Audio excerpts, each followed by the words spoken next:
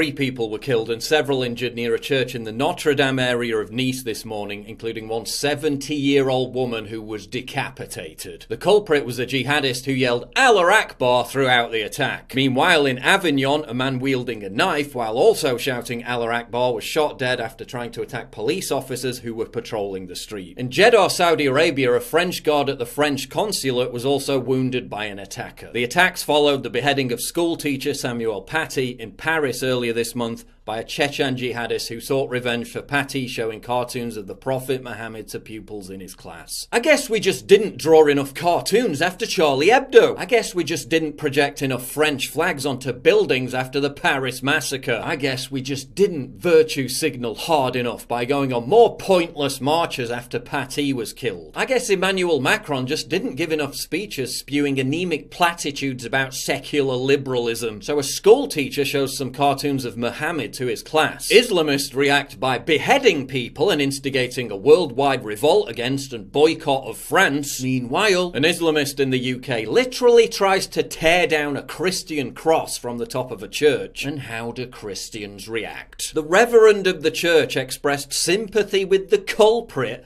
said he was glad he didn't hurt himself, and said he hoped he would get the help he needed. So let me get this straight. Teacher shows his class some cartoons. Islamists react by beheading people and initiating a global boycott. Islamist tears down a Christian cross. Christians react by checking if the poor baby grazed his knee. Now obviously I'm not saying that anyone should lash out violently, but when Christian faith leaders refuse to defend the faith, even when it's directly attacked, what do you think's going to happen? Attacks against Jews and Christians in France are soaring. Attacks on churches have become commonplace. Where are the defenders of the faith?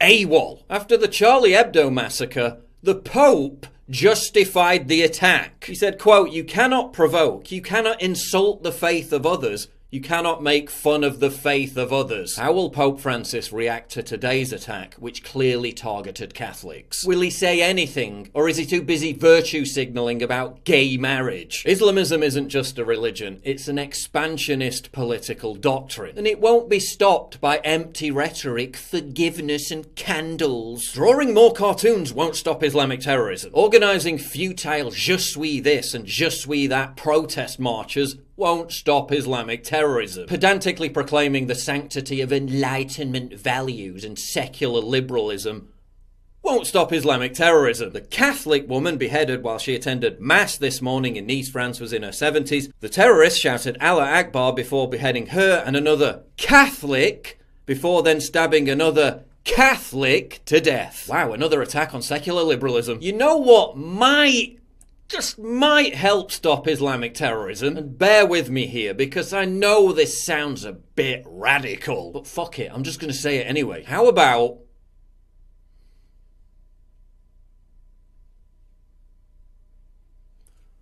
not importing Islamic terrorists? Just saying. The Chechen teen who beheaded Samuel Paty had been granted a 10-year residency in France as a refugee in March. The majority of the Paris massacre terrorists exploited the refugee wave to enter Europe. The 3 terrorists who went on a knife rampage in Lyon back in April were Sudanese refugees. Now reports are emerging that the terrorist in Nice was a Tunisian migrant reportedly picked up by an Italian rescue boat after being the subject of an expulsion order in Italy. Starting to notice a pattern to the problem here, one that can't be solved by drawing more frigging cartoons. Western societies are now paying the price of decades of multiculturalism. Assimilation is now urgent. There are 400,000 illegal immigrants in one area of Paris alone. Dude, how on earth are you going to assimilate 400,000 people? Assimilation has quite clearly failed. The mosque that was shut down after Paty's murder had posted a video railing against the victim days before he was beheaded. The father of the pupil who launched the campaign against Paty sent text messages to the killer before the attack. The same community that, if it was assimilated, would have cautioned against targeting Paty, was itself responsible for inciting the attack against him. Maybe it's time to dispense with the idea that assimilation is possible. Don't forget, the Paris massacre terrorist Salah Abdeslam escaped to Molenbeek and was able to evade capture for 4 months. Why? Because the community helped him hide out. They even tried to smuggle him out in a wardrobe. Do you think it's possible to assimilate them? Our Enlightenment values are non-negotiable. If only the ISIS terrorists that France itself imported before the Bataclan massacre would have agreed to sign a declaration to abide by Enlightenment values, maybe it would have never happened. Yeah, big doubt. The media is also complicit with the political class in hiding reality. Nice, France, 3 dead, woman decapitated by man yelling Allah Akbar. Sky News. It was not immediately clear what the motive was for the attack. Gee, I guess we'll never know. Meanwhile, over on MSNBC. This is a country that is terrorized by these Islamic radicals. It is, and we don't know the motive in this case. Islamophobia immediately began trending on Twitter. I mean, 3 people have just been slaughtered, a woman's been beheaded, but spare a thought for those hurt feelings. Jihadists could hijack an asteroid and have it decimate most of planet Earth. Twitter's secret underground server bunker could still keep the website running, and what would be the #1 trend? Islamophobia. This warped metastasization of political correctness has also infected the police and security services. Numerous eyewitnesses reported the suspicious behavior of the Manchester Arena jihadist Salman Abedi minutes before he blew himself up. They were all ignored.